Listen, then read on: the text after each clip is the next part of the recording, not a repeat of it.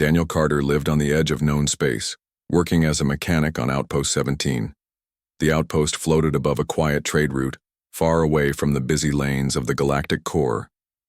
Most of the ships that came here were old freighters, tired, miners and small shuttles that needed quick repairs before moving on. Daniel liked it that way. He fixed engines, patched hulls, and kept to himself. Life was simple, and he thought it would stay that way forever, until the day the ambassador arrived. It started with a warning from the station's control tower. The comms crackled to life while Daniel was in his workshop, covered in grease from fixing a broken thruster. "Unscheduled vessel inbound," the voice said. "Diplomatic clearance codes. Priority docking request." Daniel frowned. Diplomats never came here. Outpost 17 was too quiet, too small, and too far from the glittering halls of galactic politics. Yet the docking codes were real, and the ship that glided into the hangar was no ordinary vessel. It was long, silver, and elegant, shaped like flowing water frozen into metal. Lines of glowing blue energy traced across its hull. Even Daniel, who had seen countless ships, felt his breath catch. This was not a freighter. This was a ship that carried importance. The docking ramp hissed open. From the shadows stepped a tall figure. She was unlike any alien Daniel had seen in person before. Her skin shimmered faintly like polished bronze. Her hair fell in strands that glowed faintly with color, and her movements carried the grace of someone used to commanding respect. She wore flowing robes that looked more like ceremonial armor than clothing. She was Valerie, one of the most powerful species in the galaxy, and by her side walked someone else. At first, Daniel thought she was human. She had the same shape, the same features, and even the same way of moving. But when she lifted her head, he noticed her eyes. They glowed faintly with the same light as her mother's hair. Her pupils were not round, but slightly shaped like diamonds. She was younger, maybe around 20 by human measure, and she stared at him with open curiosity. The Valari woman stepped forward. "I am Ambassador Zera of the Valari Dominion," she said, her voice calm but powerful. "This is my daughter Lyra." Daniel wiped his hands on a rag, suddenly aware of the grease stains on his shirt. He had never spoken to a Valari ambassador before, let alone one who looked at him as though his reaction mattered. Welcome. To Outpost 17, he said carefully. "How can I help you?" Ambassador Zera's eyes studied him for a moment. Then she gave the faintest smile. "We are not here for the outpost. We are here for you." Daniel blinked. "For me?" Before the ambassador could answer, her daughter stepped forward. Lyra's voice was softer, almost musical. "I wanted to meet a human." Daniel stared at her, not sure if he had heard correctly. Lyra looked at him with those bright eyes, serious yet curious. "Not just any human. You." The hangar was silent for a moment, only the hum of the ambassador's ship filling the air. Daniel glanced between the mother and daughter, trying to understand what was happening. Why would a Valari ambassador travel all the way to a forgotten outpost just to meet a mechanic? Finally, he found his voice. "I don't understand." "Why me?" Ambassador Zera stepped forward, her presence almost overwhelming. "Because my daughter asked it of me. She has questions only a human can answer, and she insisted we come to this place, to find you." Daniel's mind spun. He wanted to protest, to say he was no one important, just a man who fixed ships. But the way Lyra looked at him made it impossible to speak. There was no arrogance in her gaze, no sense of superiority, only hope. Lyra tilted her head slightly, studying his face as though memorizing it. "I have read about humans," she said. "I have seen recordings, but I have never stood before one. I want to know what it means to be human." Daniel almost laughed at the absurdity of it. Out of all the people in the galaxy, she wanted to ask him. A grease-stained mechanic, not a scholar or a captain. But something in her voice stopped, the laugh from leaving his lips. She was serious. He scratched the back of his neck, unsure what to say. "That's a big question." Lyra's expression softened, almost like a smile. "Then start small. Tell me who you are." Daniel felt the weight of her request sink in. This wasn't just curiosity, this was something deeper, but why? Before he could answer, Ambassador Zara placed a hand gently on her daughter's shoulder. We will speak more inside. The station's hangar is no place for such matters. She turned her gaze back to Daniel. Will you host us? Daniel hesitated, then nodded slowly. Of course, my workshop isn't much, but it's yours. As they walked together toward the workshop, Daniel couldn't shake the strange feeling growing inside him. The galaxy was vast, filled with countless wonders and dangers, but never once had he imagined a day like this would come. A Valerie ambassador and her daughter had crossed the stars to find him, and he had no idea why. Daniel's workshop was small, compared to the ambassador's elegant ship, but it was clean and full of life. Tools hung neatly on the walls, spare parts were stacked in labeled crates, and the faint smell of metal and oil filled the air. It was not a place for royalty or diplomats, but it was Daniel's world. Ambassador Zara stepped inside first, her eyes scanning the workshop with careful interest. She moved with the same calm dignity she had shown earlier, as if she carried her own kind of gravity. Lyra followed close behind, her steps lighter, her gaze wandering across every detail.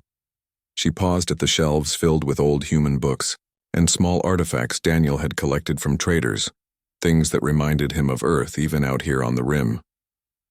Lyra reached for one of the items, a small carved wooden figure. This is human work? She asked. Daniel nodded. Yeah. A trader found it on an old colony and sold it to me. We don't carve like that much anymore, but it reminds me of home. Lyra turned it in her hands gently, as if afraid it might break. It feels alive. Valerie art is different, more precise, less warm. She set it back carefully, then looked at him. This is why I wanted to come. Daniel frowned. To see old wooden carvings? Lyra shook her head, her glowing eyes locking on his. To see you. To understand humans in ways no book or recording can show. Her words carried no mockery, only sincerity. Still, Daniel felt a wave of confusion. He was a mechanic, not a teacher or historian. Why would the daughter of one of the most powerful ambassadors in the galaxy want to learn from him? Ambassador Zara broke the silence. My daughter has been restless. She has read every archive about your kind, questioned every scholar who studied Earth, but still, she feels unsatisfied. Daniel leaned back against a workbench, wiping his hands on a rag. So you brought her all the way out here? To meet me? Zara's expression remained calm. She insisted. She said she needed not a book, not a teacher, but a human. One who lives simply, without titles or crowns. One who could show her humanity as it truly is. Daniel blinked at that. He had never thought of himself as someone worth traveling across the stars for. But Lyra's eyes never wavered, and he felt the weight of her hope pressing on him. What exactly do you want? From me? He asked slowly. Lyra stepped closer, her voice quiet but steady. I want you to teach me what it means to be human, not in grand words but in real things. In food, in stories, in the way you live. I want to see the world through your eyes. Daniel rubbed the back of his neck, unsure how to respond. That's not something I can just explain in a day. Lyra tilted her head. Then don't explain. Show me. There was a moment of silence in the workshop. Daniel felt caught between laughter and disbelief. The request was simple, but at the same time enormous. How could he possibly show someone what it meant to be human? He wasn't even sure he understood it himself. Ambassador Zara seemed to sense his hesitation. If this troubles you, we will not force the matter. But know this, my daughter does not ask lightly. She crossed half the galaxy for this request. Daniel looked at Lyra again. She stood there, calm but hopeful, her strange diamond-shaped pupils shining softly. She looked so much like a human girl, yet with an otherworldly presence that reminded him she was not. All right, Daniel said finally, exhaling slowly. I'll try, but don't expect too much. I'm just a mechanic. Lyra's face lit up with something close to a smile. That is enough. The hours that followed were unlike anything Daniel had imagined. He started small, showing Lyra the little things in his workshop. He explained the tools he used, the way humans repaired broken machines, and how patience mattered more than strength. Lyra listened intently, asking questions about every detail. Why humans used certain metals, why they designed ships in certain shapes, why they worked with their hands instead of relying only on machines. Daniel brought out a small pot he kept, in the back corner where he grew herbs. He let Lyra smell the leaves of basil and mint. She closed her eyes, breathing in deeply, and said it felt like tasting sunlight. Then, while Ambassador Zara watched silently, Daniel prepared a simple human meal, nothing more than bread and stew he had made from local supplies. Lyra tasted it carefully, then her eyes widened in surprise. "It is warm," she said. "Not only in temperature, it feels like comfort." Daniel chuckled. "That's stew for you. Nothing fancy, but it fills the belly and the heart." Lyra nodded, taking another spoonful with more confidence. She seemed fascinated not only by the taste, but by the idea that humans found meaning in such simple things. When the MD, Daniel told her. The next morning, Daniel awoke to the soft hum of the outpost. The air was crisp, carrying a faint metallic scent that reminded him of old ships and machinery. He stretched and rubbed his eyes. Already feeling the weight of the previous day's unexpected visitors, Lyra had insisted on being up early. She was already standing at the workshop entrance, watching as the faint sunlight reflected off the distant stars. When she saw him, her face brightened. "Good morning, Daniel. Are you ready to continue?" Daniel rubbed his neck, half smiling. "I think I'm ready, though I'm not sure what exactly we're continuing." Lyra stepped inside, eyes wandering again over the tools and spare parts. "Yesterday you showed me small things.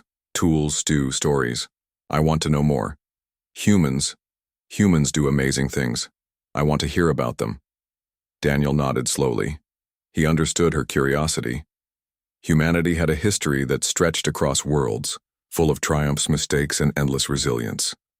He wasn't a historian, but he could tell stories, simple, honest stories that captured the spirit of his people. He gestured for her to sit. "All right, let's start with survival. Humans have faced terrible odds. On Earth, there were floods, storms, fires, sometimes entire cities disappeared. Yet people kept building, kept fighting." Lyra listened intently, her glowing eyes fixed on him. She tilted her head slightly, absorbing every word. Daniel continued. "We traveled to the stars because we wanted more than just survival. Some humans went to space to explore, others to find new homes. We made mistakes and we learned from them. We built alliances, we fought wars, but we never gave up. Even when things seemed impossible, we tried again." Lyra's gaze softened. "It is inspiring, but also difficult. How do humans carry hope when the odds are so against them?" Daniel smiled faintly. "It isn't always easy. Sometimes it feels impossible. But humans, we find strength in small things.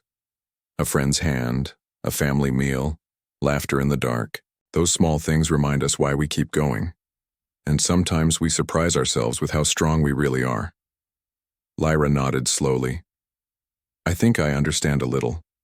Humans are not strong because of power or weapons.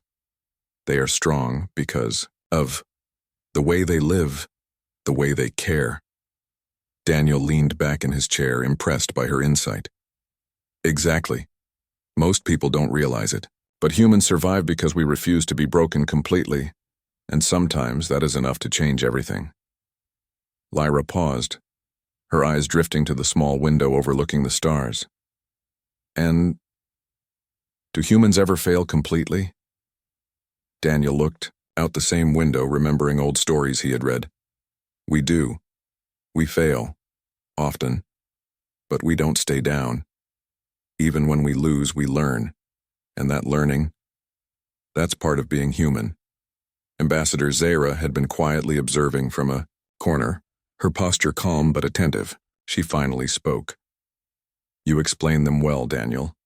She listens, and she understands. Lyra turned to her mother. I see it, Mother. Humans carry hope in ways I did not imagine. They do not need to be perfect. They simply endure. Daniel raised an eyebrow. Endure? That's one way to put it. I never thought about it like that, but it fits. After a pause, Lyra asked something Daniel hadn't expected. And you, Daniel? Why do you endure? He chuckled softly. I guess I don't really have a choice sometimes. Life keeps moving, and if you want to survive, you adapt. I fix ships. I solve problems. I live day by day. That's my way of enduring. But seeing someone like you at wanting to learn about us, it makes me think there's more. That maybe humans aren't just surviving, but leaving something behind. Lyra's expression changed, a quiet awe appearing in her eyes.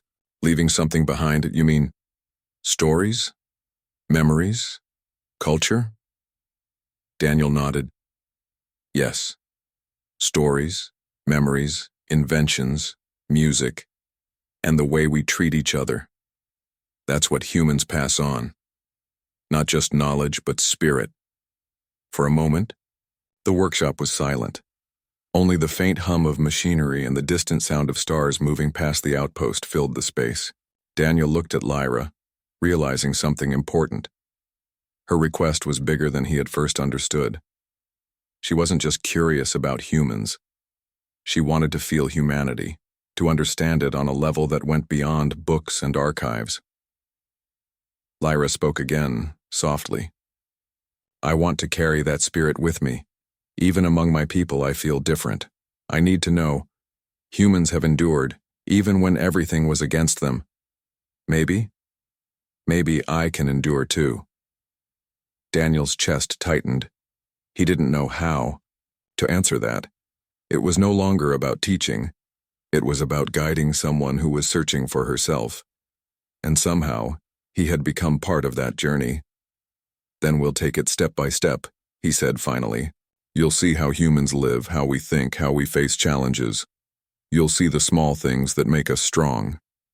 Lyra's eyes shone with determination. Yes, I want that. I want to understand everything. Ambassador Zara approached, placing a gentle hand on her daughter's shoulder. You have found someone who will guide you. Trust him, Lyra. Humans are different, but their way of enduring is something rare in the galaxy. Daniel blinked at that. I don't know if I'm that special, he said, but even to his own ears it sounded uncertain. You are enough, Lyra said, her voice steady. It is not about being special. It is about showing me the human way. Daniel nodded slowly. He had no idea what the coming days would bring, but he knew one thing: he would try. And in trying, he might discover parts of himself he had never known. Outside the workshop, the stars continued to drift silently, watching over the small outpost, the mechanic and the unusual visitors who had come so far to find one human. For Daniel, it was a quiet moment, but for Lyra, it was the beginning of a journey that would change her understanding of herself, and perhaps the galaxy. The evening, sky above Outpost 17 glimmered with stars, each one a distant sun, each one a reminder of how vast the galaxy was. Daniel had finished tidying his workshop for the day, but he couldn't shake the feeling that something important was about to happen. Lyra had been quiet since the afternoon, moving from one corner of the workshop to another, examining every detail with careful attention.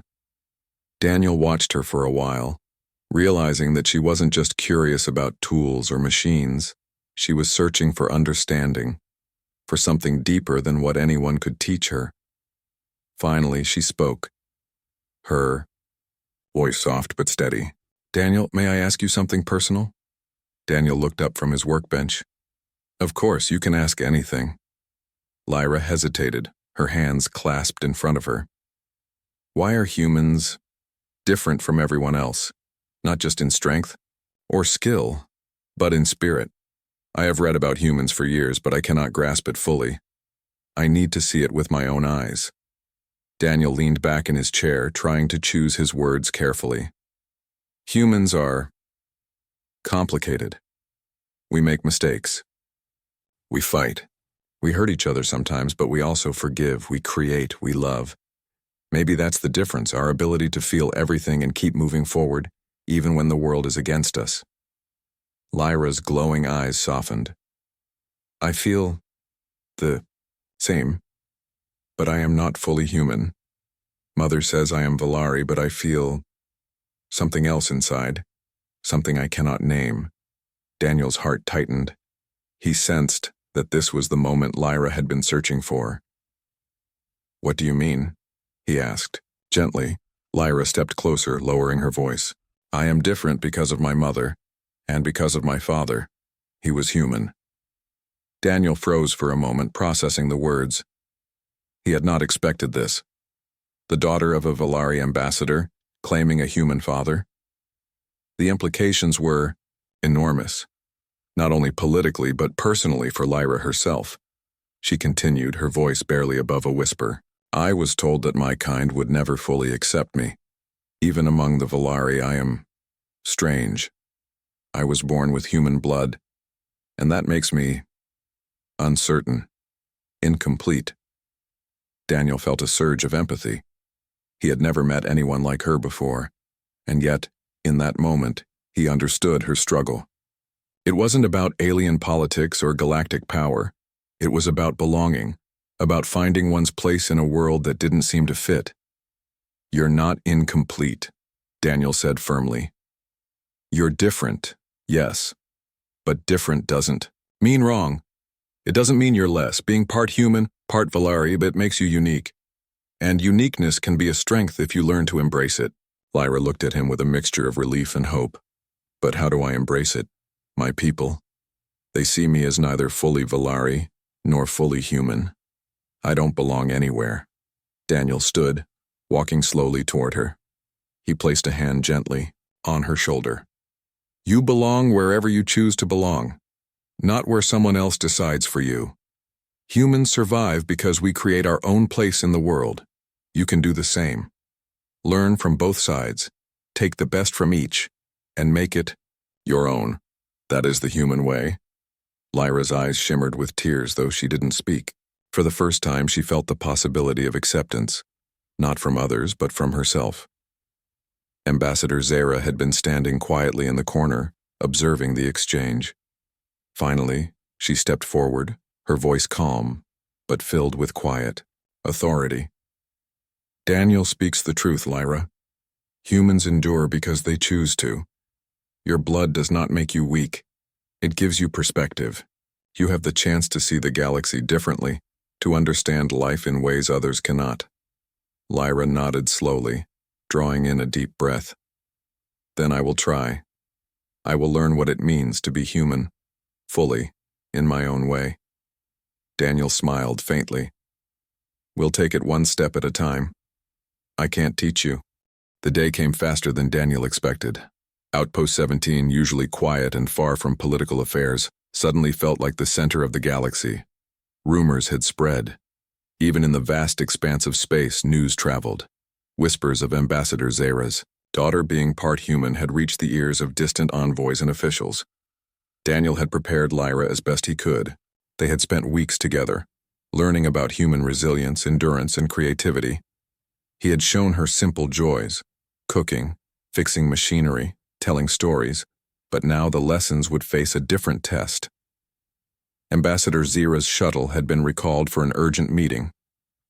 The Galactic Council, the highest governing body of multiple species, demanded answers. Lyra's unusual heritage was seen as a potential scandal. For Daniel, it was a step into unknown territory. Humans were respected in some sectors, but this was different. Lyra looked at him, calm yet focused. Are you ready? She asked. Daniel swallowed hard. As ready as I can be. Remember, just be yourself. That's the strongest thing you have. The shuttle descended through the swirling atmosphere of the Council's central station. The chamber inside was immense. Tall walls of polished metal, shimmering lights, and representatives from dozens of species seated in concentric circles. Each envoy's gaze was sharp, assessing every detail of the newcomers. Lyra's steps were steady as she entered the hall, Daniel close behind. Murmurs echoed through the chamber. The council had expected a simple envoy visit. Instead, they saw a young Valari woman and standing beside her, a human, an ordinary mechanic. The combination drew curiosity, surprise, and skepticism. The council leader, a towering reptilian figure named Krethar, leaned forward. Ambassador Zera, explain this anomaly. Your daughter, she is half-human? Zera's expression remained composed. Yes. She carries human blood from her father, who once aided the Valari people decades ago. Her humanity is part of her identity. My daughter sought to understand that part of herself. Krethar's scales shifted with tension. You bring a human into this council? This mechanic? Daniel felt the weight of hundreds of eyes upon him, yet Lyra remained calm. She straightened, her glowing eyes meeting the council's scrutiny. I am Lyra, she said, her voice steady, carrying, across the hall. I am half Valari, half human. I am proud of both parts of who I am. I am not ashamed, and I will not hide. I have come to show that understanding and strength can come from embracing who you truly are. A hush fell over the chamber. Murmurs continued, but no one interrupted. Lyra's courage had silenced them in a way that authority alone could not. Daniel glanced at her, amazed. This young woman, still learning the ways of humanity, was holding a room full of leaders in awe. He realized that the lessons he had taught her, the patience, resilience, and honesty of humans, were now being tested on the grandest stage imaginable. Krethar's voice cut through the silence. Your boldness is unusual, Lyra. But what proof do we have that your human side is more than just blood? That it gives you the strength you claim? Lyra's gaze shifted to Daniel. You have shown me what it means to endure, to create, and to hope. Humans survive not because they are perfect, but because they refuse to give up. I carry that spirit with me. It is as real as my Valari heritage. Daniel stepped forward, feeling a rare surge of pride. I am a human, yes, but Lyra has learned something important, something that humans often learn too late. Strength is not only in power or skill, it is in endurance, in hope, and in caring for others. She has taken that to heart. She is strong because she chooses to be. The council murmured again, this time with a mixture of disbelief and intrigue. Many had underestimated humans before, viewing them as ordinary, but seeing one stand in support of a young half-Valari human made them pause. One of the council's oldest envoys, a tall being of crystalline form named Cyrell, spoke. Perhaps there is merit here. If a species can inspire strength, hope, and endurance in others, that is a form of power, not to be ignored. Krethar studied Lyra and Daniel, his sharp eyes narrowing. This human, a mechanic, speaks as if he has seen the truth of life itself. And this half-Valari girl, she stands proudly in the middle of our council without fear. There is something in this. Something unfamiliar. Lyra's glowing eyes met his. It is not unfamiliar to me. I carry it with me every day. I have human blood, yes, but more importantly, I have learned what it means to endure, to face the impossible, and to keep moving forward. That is why I am here. Not to seek approval, but to show the galaxy what it means to embrace all parts of yourself. A long silence followed. The council deliberated in whispers, then in louder discussions. No one could deny the courage, wisdom, and spirit displayed before them. Humans had often been underestimated, and now, once again, they had surprised the galaxy. Finally, Krethar leaned back, a slow click of his jaw signaling consideration. Perhaps there is more to humans than we have seen, and perhaps this young Valari, human hybrid, has lessons to teach all of us. Ambassador Zera stepped forward, pride shining in her eyes. Thank you, council members, that is all we ask. Understanding and respect for Lyra's identity. Lyra turned to Daniel, a faint smile on her lips. You were right. Being yourself. It is the strongest thing we have. Daniel nodded quietly. You showed them. You didn't need to fight or argue. You just were yourself. As the council deliberated further, Daniel realized something profound. Humans were not always the strongest species in terms of technology or numbers, but their spirit, resilience, and courage could move the galaxy in ways many could never predict. Lyra had embraced that spirit fully, and in doing so, she had changed, more than just her place in the galaxy. She had inspired it, and Daniel, a simple mechanic, had helped guide her to this moment. Outside, the stars shimmered as if in approval. Somewhere across the galaxy, humans and Valari alike would hear of this day. A day when courage, honesty, and the enduring human spirit proved that strength could come in the simplest, most unexpected forms. The council chamber was quiet now, its tension replaced by thoughtful murmurs. Lyra stood tall, her glowing eyes calm, reflecting both Valari pride and the human spirit she had come to embrace. Daniel remained beside her, his hands folded behind his back, watching as the galaxy's leaders considered what they had just witnessed. Lyra's voice broke the silence. I am both Valari and human. I carry the strength of my people and the endurance of humans. I do not hide either part. I will not apologize for who I am, and I will not let others decide my worth. The council, composed of beings from countless species, had never seen such confidence from someone so young, and someone with human blood.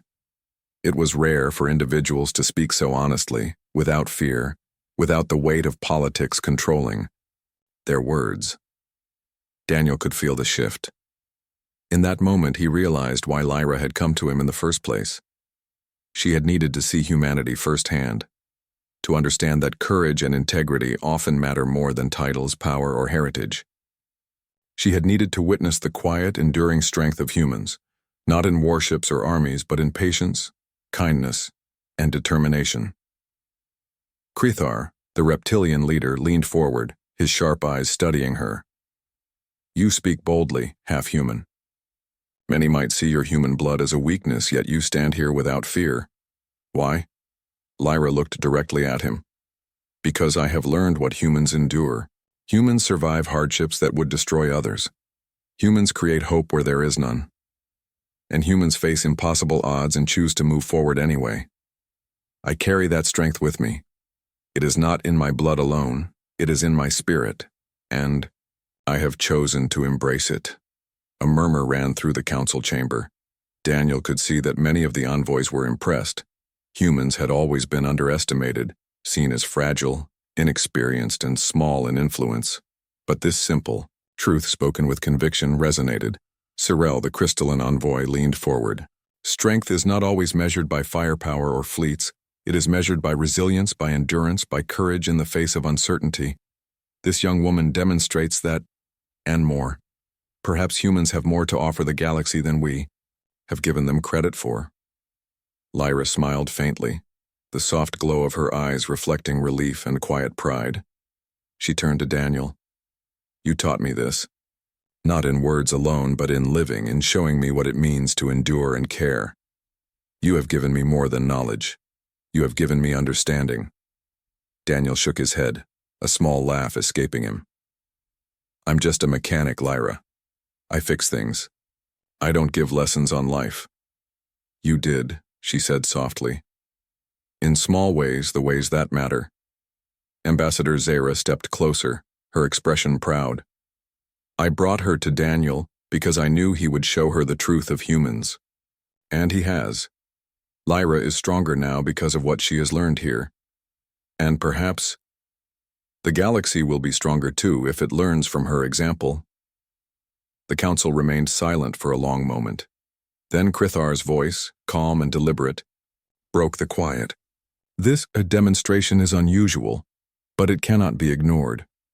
Humans may not have fleets as large as some, nor the longest lifespans, nor the most advanced technology. Yet their spirit, their endurance, and their ability to inspire others are Qualities we cannot dismiss. This half Valari, half human stands as proof. Perhaps the galaxy should take note. Lyra's heart swelled. For the first time, she felt truly seen. Not just for her,